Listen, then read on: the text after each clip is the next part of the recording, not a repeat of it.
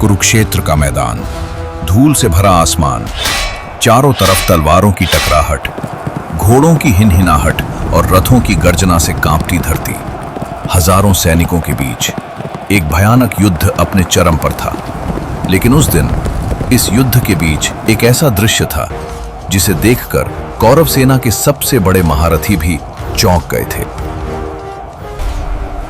चक्रव्यूह के बिल्कुल केंद्र में खड़ा था एक 16 साल का युवा योद्धा, अकेला।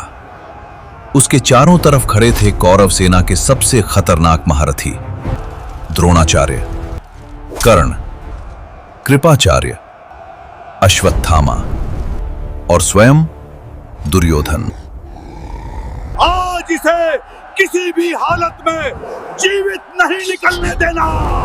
एक तरफ पूरी कौरव सेना के महारथी और दूसरी तरफ अर्जुन का पुत्र अभिमन्यु, एक ऐसा योद्धा जो चक्रव्यूह में प्रवेश तो कर चुका था, लेकिन बाहर निकलने का रास्ता उसे नहीं पता था। यह सिर्फ एक युद्ध नहीं था, यह था अभिमन्यु का आखिरी युद्ध। लेकिन सवाल यह है, इतिहास के इस सबसे भयानक युद्ध में चक्रव्यूह के अंदर आखिर हुआ क्या था और कैसे एक 16 साल का योद्धा अकेले ही कौरव सेना के सबसे बड़े महारथियों के सामने खड़ा हो गया। आज हम उसी कहानी के अंदर उतरेंगे जहां लिखा गया था महाभारत का सबसे वीर बलिदान। कुरुक्षेत्र का युद्ध अब अपने 13वें दिन में प्रवेश कर चुका था। पिछले कई दिनों से पांडव और कौरव सेना के बीच भयानक युद्ध चल रहा था, लेकिन आज का दिन अलग होने वाला था। आज कौरव सेना की कमान स्वयं आचार्य द्रोणाचार्य के हाथ में थी और द्रोणाचार्य ने आज एक ऐसी योजना बनाई थी जो पूरे युद्ध की दिशा बदल सकती थी। आचार्य, जब तक अर्जुन युद्ध भूमि में है, हम पांडवों को पराजित नहीं कर सकते। दुर्योधन जानता था पांडव सेना की सबसे बड़ी शक्ति एक ही व्यक्ति था, अर्जुन। जब तक अर्जुन युद्ध भूमि में मौजूद है, कौरव सेना के लिए जीत लगभग असंभव थी। लेकिन द्रोणाचार्य के पास इस समस्या का समाधान था। यदि अर्जुन युद्ध भूमि में नहीं होगा तो पांडव सेना असहाय हो जाएगी। द्रोणाचार्य ने तुरंत एक चाल चली। उन्होंने अर्जुन को युद्ध भूमि से दूर ले जाने के लिए त्रिगर्त राज्य के योद्धाओं को भेज दिया। अर्जुन, यदि तुम सच में महान योद्धा हो तो हमारे साथ युद्ध करो। अर्जुन और श्री कृष्ण उनकी चुनौती स्वीकार कर लेते हैं और उन्हें रोकने के लिए युद्ध भूमि से बहुत दूर निकल जाते हैं। यही द्रोणाचार्य की योजना का पहला हिस्सा था। जैसे ही अर्जुन कुरुक्षेत्र से दूर गए, द्रोणाचार्य ने अपनी असली चाल चली। द्रोणाचार्य ने कौरव सेना को एक ऐसी युद्ध संरचना में सजाया जिसे तोड़ना लगभग असंभव था। यह था चक्रव्यूह, एक ऐसा युद्ध जाल जिसमें प्रवेश करना तो संभव था, लेकिन बाहर निकलना लगभग असंभव। आज का दिन निर्णायक होगा। जब तक अर्जुन यहाँ नहीं है, पांडव इस चक्रव्यूह को कभी नहीं तोड़ पाएंगे। धीरे धीरे पूरा युद्ध क्षेत्र एक विशाल घूमते हुए चक्र की तरह दिखने लगा। सैनिकों की परतें, रथों की दीवारें और उनके बीच छिपे हुए महारथी। जब पांडव सेना ने इस संरचना को देखा तो उनके चेहरों पर चिंता साफ दिखाई देने लगी। ये चक्रव्यूह है। समस्या ये थी कि पांडवों में सिर्फ अर्जुन और श्री कृष्ण ही चक्रव्यूह को पूरी तरह तोड़ना जानते थे और इस समय दोनों युद्ध भूमि से बहुत दूर थे। पांडव सेना के सामने अब एक भयानक प्रश्न खड़ा था। अगर कोई इस चक्रव्यूह को नहीं तोड़ पाया तो आज पांडव सेना का विनाश तय था। और तभी पांडवों के बीच से एक युवा योद्धा आगे बढ़ा। वह था अर्जुन का पुत्र अभिमन्यु। पांडव सेना के सामने अब एक भयानक समस्या खड़ी थी। कौरव सेना का विशाल चक्रव्यूह धीरे धीरे आगे बढ़ रहा था। उसकी हर परत एक दीवार की तरह मजबूत थी। अगर उसे तुरंत नहीं तोड़ा गया तो पांडव सेना चारों तरफ से घिर सकती थी। लेकिन समस्या यह थी कि इस चक्रव्यूह को तोड़ना सिर्फ दो लोग जानते थे, अर्जुन और श्री कृष्ण। और इस समय दोनों ही युद्ध भूमि से बहुत दूर थे। क्या किसी को चक्रव्यूह तोड़ने की विधि पता है? कुछ पल के लिए पूरा मैदान शांत हो गया। किसी के पास इसका उत्तर नहीं था। तभी पांडव सेना के बीच से एक युवा योद्धा धीरे धीरे आगे बढ़ा। महाराज, मैंने चक्रव्यूह में प्रवेश करने की विधि सीखी है। अभिमन्यु की बात सुनकर सभी पांडव एक दूसरे को देखने लगे। उन्हें उम्मीद की एक किरण दिखाई दी। लेकिन तभी युधिष्ठिर ने एक और सवाल पूछा। लेकिन बाहर निकलने की विधि? वो मैं नहीं जानता। एक पल के लिए पूरा युद्ध क्षेत्र जैसे शांत हो गया। भीम, नकुल, सहदेव सबकी नजरें अभिमन्यु पर टिक गईं। तो फिर अंदर मत जाओ, ये मृत्यु का जाल है। भीम जानते थे कि चक्रव्यूह के अंदर जाना लगभग आत्मघाती कदम था। अगर आज हम रुक गए तो पांडव सेना टूट जाएगी। अभिमन्यु की आंखों में डर नहीं था, वहां सिर्फ एक योद्धा का संकल्प था। मैं चक्रव्यूह की पहली परत तोड़ दूंगा। आप सब मेरे पीछे पीछे अंदर आ जाना। यह सुनकर युधिष्ठिर कुछ पल के लिए सोच में पड़ गए। एक तरफ था एक 16 साल का युवा योद्धा और दूसरी तरफ कौरव सेना का सबसे भयानक युद्ध जाल। हम तुम्हें अकेला नहीं छोड़ेंगे। अभिमन्यु ने सिर झुकाकर प्रणाम किया।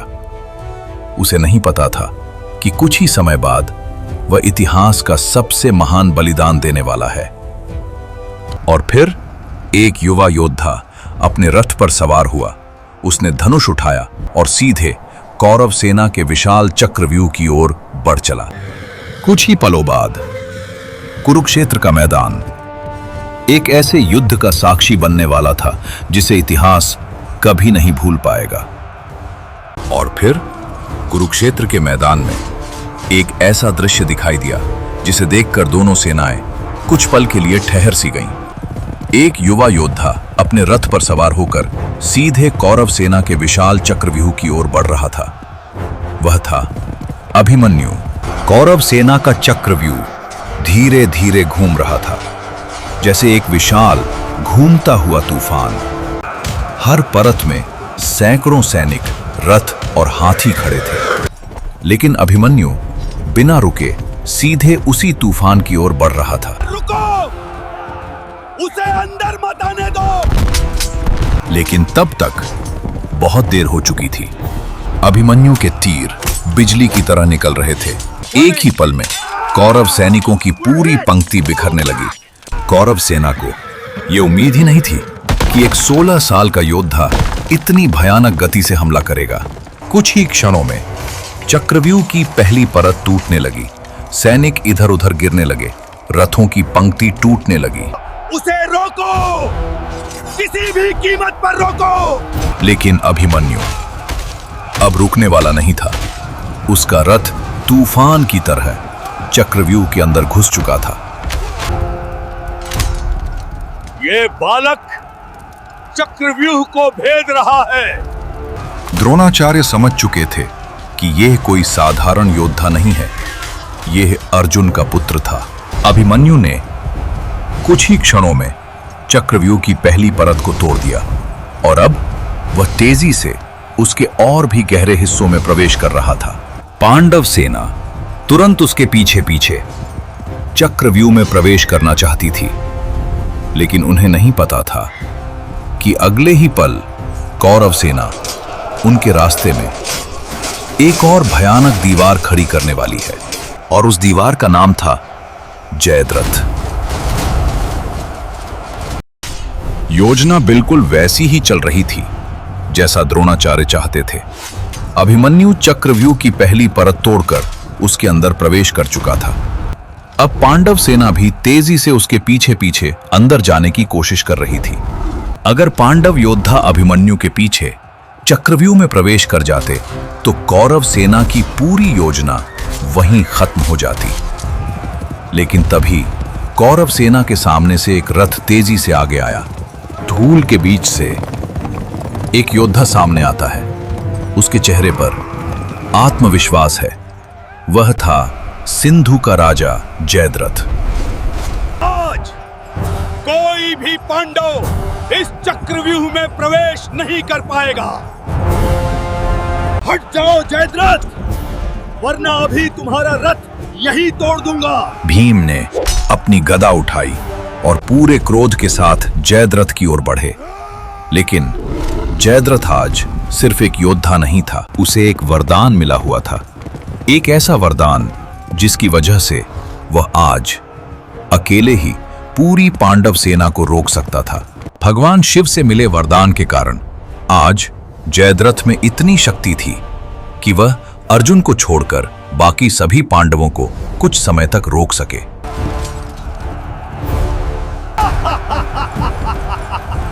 आज तुम में से कोई भी इस चक्रव्यूह के अंदर नहीं जा पाएगा। पांडव पूरी ताकत से उस दीवार को तोड़ने की कोशिश कर रहे थे, लेकिन जयद्रथ हर बार उनके सामने एक नई दीवार बनकर खड़ा हो जाता। और इसी बीच चक्रव्यूह के अंदर अभिमन्यु और भी गहराई में प्रवेश करता जा रहा था। उसे यह पता ही नहीं था कि बाहर पांडव सेना रुक चुकी है और अब वह इस विशाल युद्ध जाल के अंदर पूरी तरह अकेला रह गया है। और अब चक्रव्यूह के अंदर उसका सामना होने वाला था कौरव सेना के सबसे खतरनाक महारथियों से। अब चक्रव्यूह के अंदर अभिमन्यु पूरी तरह अकेला था। चारों तरफ कौरव सेना के सैनिक और उनके बीच खड़े थे कौरवों के सबसे बड़े महारथी कर्ण, कृपाचार्य, अश्वत्थामा और दुर्योधन। एक तरफ अनुभवी योद्धाओं की पूरी सेना और दूसरी तरफ सिर्फ एक 16 साल का युवा। लेकिन वो युवा किसी भी तरह से कमजोर नहीं था। वह था अर्जुन का पुत्र अभिमन्यु। एक बालक हमें चुनौती दे रहा है। इसे जीवित मत छोड़ना। कौरव सेना को लगा कि यह युद्ध कुछ ही क्षणों में समाप्त हो जाएगा, लेकिन अगले ही पल अभिमन्यु ने ऐसा हमला किया जिसने पूरे युद्ध का माहौल बदल दिया। उसके तीर इतनी तेजी से निकल रहे थे कि सामने खड़े सैनिकों को समझने का मौका भी नहीं मिल रहा था। कुछ ही क्षणों में दर्जनों सैनिक धराशायी हो चुके थे। कौरव सेना के महारथी अब समझ चुके थे कि यह कोई साधारण युद्ध नहीं है। अभिमन्यु ने दुर्योधन के रथ पर लगातार तीर चलाए।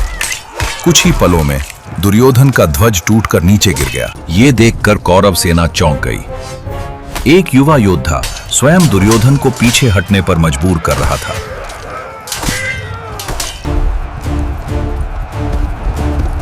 अश्वत्थामा, जो स्वयं एक महान योद्धा था, उसे भी अभिमन्यु के सामने कड़ी चुनौती मिल रही थी। ये बालक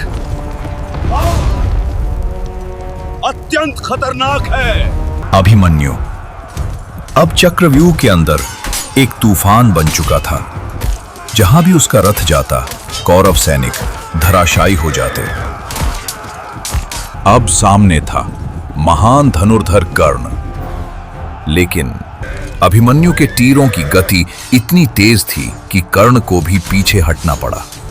अब कौरवों को समझ आ चुका था कि अगर ये युद्ध नियमों के अनुसार लड़ा गया तो ये बालक उनकी पूरी सेना को भारी नुकसान पहुंचा सकता है। और तभी कौरवों ने एक ऐसा निर्णय लिया जिसने महाभारत के युद्ध के नियमों को तोड़ दिया। उन्होंने तय किया कि अब एक योद्धा नहीं बल्कि कई महारथी मिलकर अभिमन्यु पर हमला करेंगे। अब महाभारत का युद्ध अपने सबसे अन्यायपूर्ण क्षण की ओर बढ़ रहा था और कुछ ही पलों में अभिमन्यु का रथ टूटने वाला था। महाभारत के युद्ध में कुछ नियम बनाए गए थे। ऐसे नियम जो युद्ध को धर्म के अनुसार लड़ने के लिए बनाए गए थे। उनमें से एक नियम था कि एक योद्धा पर एक साथ कई योद्धा हमला नहीं करेंगे। युद्ध हमेशा समान शक्ति के योद्धाओं के बीच होगा, लेकिन आज कुरुक्षेत्र के मैदान में यह नियम टूटने वाला था। कौरवों को समझ आ चुका था कि अगर अभिमन्यु को नियमों के अनुसार लड़ने दिया गया तो वह उनकी पूरी सेना को भारी नुकसान पहुंचा सकता है, और इसलिए उन्होंने एक निर्णय लिया। अब सभी महारथी एक साथ अभिमन्यु पर हमला करेंगे। अभिमन्यु चारों तरफ से घिर चुका था, फिर भी वह लगातार उन हमलों का सामना कर रहा था।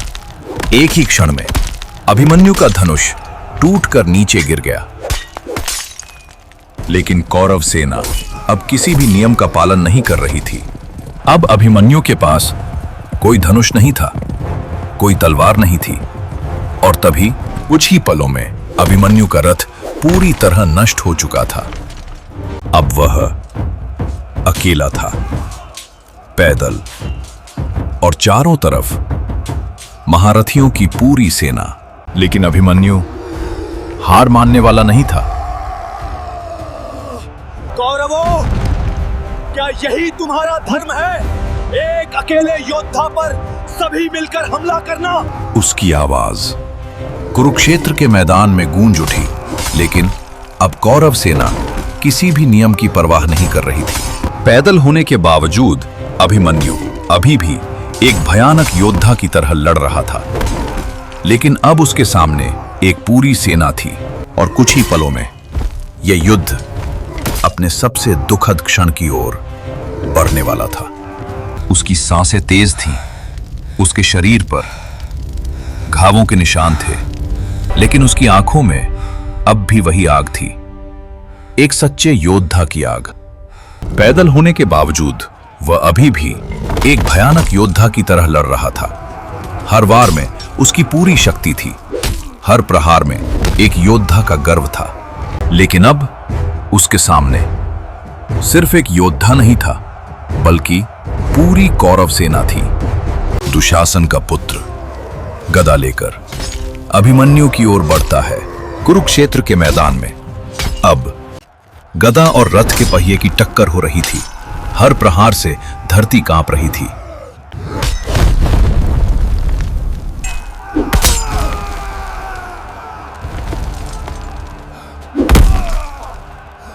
कुछ क्षणों के लिए दोनों योद्धा भूमि पर पड़े थे, लेकिन दुशासन का पुत्र पहले उठ खड़ा हुआ, और उसी क्षण कुरुक्षेत्र के मैदान में एक महान योद्धा भूमि पर गिर पड़ा। मैं अर्जुन का पुत्र हूं, और पांडव कभी पीठ नहीं दिखाते। उसकी आवाज धीरे धीरे मंद पड़ गई, और कुछ ही पलों बाद कुरुक्षेत्र के मैदान में एक गहरा सन्नाटा छा गया। उस दिन एक 16 साल का युवा योद्धा इतिहास में अमर हो गया। लेकिन अभिमन्यु की मृत्यु सिर्फ एक योद्धा की मृत्यु नहीं थी। ये वो घटना थी जिसने महाभारत के युद्ध की दिशा हमेशा के लिए बदल दी। कुरुक्षेत्र के मैदान में सूरज धीरे धीरे अस्त होने लगा था। युद्ध का 13वां दिन समाप्त हो चुका था। धूल से भरे उस मैदान में हजारों सैनिकों के बीच एक युवा योद्धा अब शांत पड़ा था। वह था अभिमन्यु। जब पांडव सेना को इस घटना का पता चला, पूरा शिविर शोक में डूब गया। भीम, युधिष्ठिर, नकुल, सहदेव, किसी को भी विश्वास नहीं हो रहा था कि अर्जुन का पुत्र अब इस दुनिया में नहीं रहा। लेकिन सबसे बड़ा तूफान अभी आना बाकी था, क्योंकि अर्जुन को अभी तक यह खबर नहीं मिली थी। जैसे ही अर्जुन पांडव शिविर पहुंचे, उन्होंने माहौल में एक अजीब सा सन्नाटा महसूस किया। क्या हुआ? सब इतने शांत क्यों हैं? और फिर अर्जुन को वह समाचार मिला जिसने पूरे कुरुक्षेत्र को हिला दिया। अभिमन्यु अब नहीं रहा। अर्जुन ने आसमान की ओर देखा और फिर कौरव सेना की दिशा में। कल सूर्यास्त से पहले जयद्रथ का वध होगा। यह अर्जुन की प्रतिज्ञा है। कुरुक्षेत्र के मैदान में अर्जुन की यह प्रतिज्ञा गूंज उठी। अब यह सिर्फ एक युद्ध नहीं था, अब यह एक पिता का क्रोध था। और अगले दिन कुरुक्षेत्र का मैदान एक और भयानक युद्ध का साक्षी बनने वाला था। जयद्रथ वध।